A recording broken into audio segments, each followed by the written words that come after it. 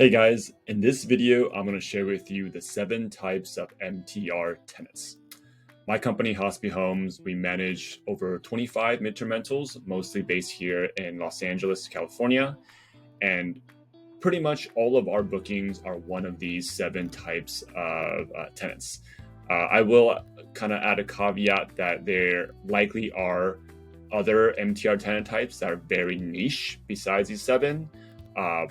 But unless you're specifically targeting those type of tenants, these are what you would expect from most MTR bookings. These are ordered somewhat in order of most often to least often that we see, at least in our properties, but by no means is the order anything definitive. So number 1, first type of MTR tenant is the person traveling for work. This is probably the most obvious one that people think about, especially when you think about the traveling nurse or medical professional. A few years ago, when MTRs became popular, really it was the travel nurse demand during COVID that made MTRs a more common conversation piece in the real estate space. So of course, traveling nurses are only one type of MTR tenant that's traveling for work. It could be in many other industries, but it's the individual who's coming into town for 1 month or longer for work reasons. Number 2, also a pretty well discussed MTR tenant type, is the insurance booking. So essentially, if you're not familiar, if a family that's local has some sort of, typically it's water damage from a leak, maybe fire damage, and their insurance is providing housing for them while their house is being repaired, then they need to find a home in the same area and similar size to their home during the time of their home repair. The insurance companies will work with relocation companies that find housing for the insured family. So typically, they will use sites like Airbnb to find these housing for the insured, but also comes directly from those relocation companies. Very similar, the third type of MTR tenant is the family or the individual doing home renovations.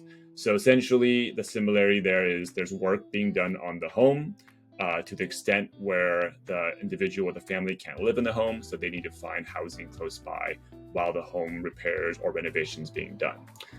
The way I kind of describe this is the insurance booking is a involuntary, work being done on their home, versus the renovation is something they're choosing to do, right? But essentially, similar timelines, oftentimes 3 months, maybe longer, for that kind of work to be done before they can move back into their home. So that's number 3, home renovations. Number 4, a pretty common MTR tenant type as well, especially if you're in a large urban area like I am in LA, is relocations. So the most common iteration of this we see is the family who's moving to Los Angeles. It could be a family or a couple, individual, someone moving to the area, and they are house shopping, or they're trying to figure out what part of the city they want to live in, right? It's a big decision to choose kind of a longer term home. So they might rent an MTR for a few months as they're house shopping, as they're learning about the lay of the land, and it's really their transition housing as they move to a new city. Number 5 MTR tenant type is I'll call this a work-cation / visiting family and friends. So, typically you think of someone traveling for vacation as a short-term rental, right? Something 3 days, 5 days, 1 week, maybe even 2 weeks. But there are pretty not too uncommon where people travel for vacation for a month or longer. It typically isn't too much longer than a month. So, usually when we see these, it's a 1 month booking. But with the increased trend of remote work the past few years, oftentimes people can travel for a month and then they're working. They're not taking necessarily a whole month off from work, but they are working remotely during their trip. Hence the term work-cation. And oftentimes this is also coupled with visiting family and friends in the area. Maybe a common example would be someone who is from Los Angeles, but they moved elsewhere. So they have roots here, they have family and friends here. So they'll come back, visit family and friends, remote work, all of that. And this sometimes is during the holidays. It's kind of an obvious time. Maybe they'll come for the whole month of December. during Thanksgiving and Christmas time, and they could visit friends and have that flexibility for a longer stay. Number 6, MTR tenant type. This is going to getting more niche depending on location, is college students, and I'll put in the same category college summer interns. It doesn't have to be summer, we'll just say college interns. So obviously, if you are targeting college students, then you need to be near a university or college, right, where there are students looking for off-campus housing. There's a distinction here. My expertise is not student housing. There are others who really focus on that. Generally, there's demand for student housing that's unfurnished, where students will rent a regular long-term rental and furnish it. So really the question, what I'm mentioning here as far as MTR, is when a college student wants to rent a furnished place. And typically that is more attractive when they need it for a short amount of time, right? Less than 1 year. So this could be a college student coming to the area for summer session for the 3 months in summer. So they obviously are not going to get a furnished place themselves. And likewise, a college intern who's interning for a fixed amount of time. So I'll give you specific examples from my market. In the part of LA where we have some properties, there is a large aerospace engineering presence. And in this, pretty much every summer, at least for the last 3 or 4 summers, we get maybe 3 properties booked all by summer interns at these aerospace companies. So maybe it's a 3-bedroom house with 3 interns sharing. Sometimes they might even share rooms if they're friends and they know each other. Of course, it's a way for them to save money by sharing a space.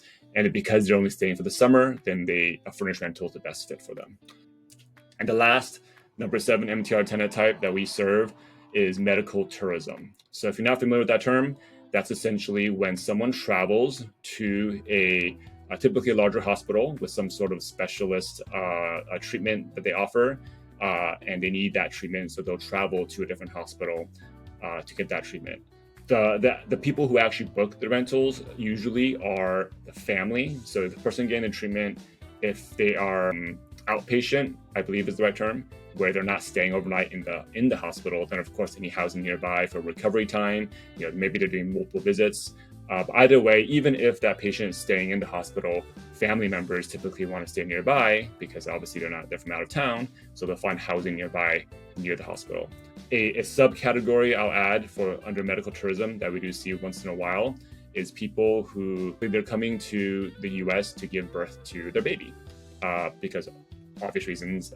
Maybe the country they're coming from, medical care is not as good as it is in California here, or the US in general. So then they come here for the birth of their baby, the delivery and the recovery time. So they might be renting for 3 months, 4 months, something like that.